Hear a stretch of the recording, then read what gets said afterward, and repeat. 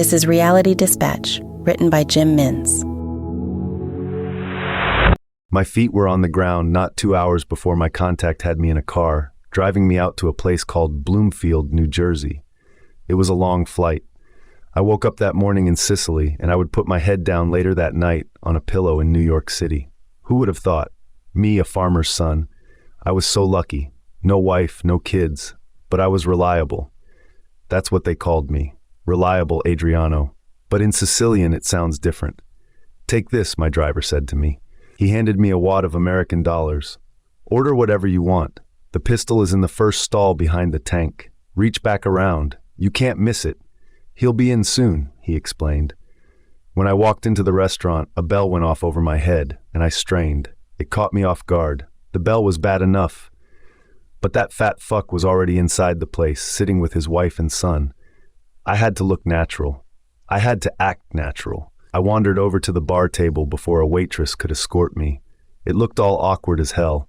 I was hoping to sit at the back. That way I could get a better sense of the place. The fat bastard even looked me in the eye when I walked in. The scene played over and over in my head as I sat on the stool. What a stupid klutz. I cursed myself. Just a coffee, I said to my waiter. I could not eat. No appetite on nights like this one. This was not coffee. This was water from a toilet. I stirred my drink. There was a sweetener inside. I could not take sugar. Diabetic. I won't even take a sip. Disgustosa. I continued to stir as I stole a glance back at my target. Big guy, I couldn't miss. But I wanted it to count. I wanted it to be one pull of the trigger. Like the guy in the Benedetto in Palermo. In fact, there was a lot of similarity between the two guys. Both family men. Both sitting with their wives and children when I entered the room. I remember at the time, I angled my shot just right. Inside the eyeball. It was black for him an instant later. What I liked about that job in particular was that there was no fuss. No screaming, no broken glass. People were just frozen in time. I performed my duty and the job was done and people just sat there as if I didn't even exist. I walked out the door and I even nodded at the doorman on my way out. He gave me a look. I still remember it. Blast. A smudge of black coffee on the arm of my jacket. I licked my thumb and rubbed it. This was my favorite jacket. I brought it with me. I was wearing it on the plane for good luck.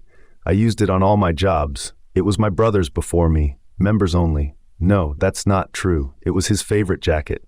I didn't like the jacket as much as he did. I wore it because he wore it, and I wanted to be like him. I wanted to be him. Sometimes I wished that I was him. I needed to wash it off before it sank into the fabric. So I guess I will go to the bathroom now and get what I need. Good excuse to go. The big guy was right there, and he didn't seem suspicious of me. But you can never tell, you know. I strolled past because the booth he was sitting in was right next to the wash closet. He was eating some disgusting American dish. I held my back straight, and I felt a tension in my lower muscles, like a spasm. I gripped it tight as I walked because that is the sort of thing that can give away your intention. I went inside and there was no one there. I had a decision to make. Start washing the brown droplets off the fabric on my arm or take the weapon from the back of the toilet in the first stall. Both were urgent. Which came first? I caught a glimpse of myself in the mirror. There was a smudge from ice cream on it, or maybe it was a milkshake. I grabbed a paper towel and wet it on the tap and began to rub it out. You're wasting time. I remembered my task. He was close. I would not be able to make a shot in the eye like Palermo. It would have to be side on. The temple of his skull. Risky. It may have to take a few pulls of the trigger. There would be screaming, glass breaking. I would need to run to the front and it would be awkward as there was only one exit. The restaurant was full. I may need to keep the weapon on me to get out of there in case anyone wants to be a hero. Don't forget to drop it on the street. A lot of heroes in America. This was not my first time in this country, and this was not my first job in America. I wish I could come back and see the place from the eyes of a tourist. I would like to take in the culture, the heritage. I would like to see the efforts the people of my country have gone to make this country their own. A very ugly country. Dull, gray skies, flat, a lot of iron and steel, not like home. I want to go back home. I was getting excited now. I knew it was time. Forget the jacket, there may even be 4 Yoshida from the big guy. I would need a dry cleaner. I resigned to that fact. The gun was where I was told it would be. I checked the barrel and the magazine. It was locked and loaded. No point holstering it under my belt. I held it tight in my hand. Time to leave. Anyone could walk in. That would create a delay. Give the big guy an advantage. Time to strike while he was unsuspecting. While he is just sitting there. My heart jumped a little.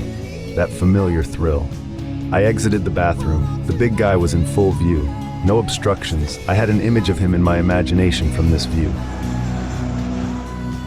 From this perspective, he matched that image exactamente.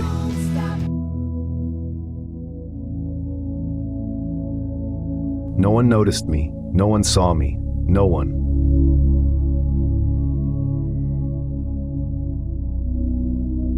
For more stories of fact-based fiction, head to jimmins.substack.com.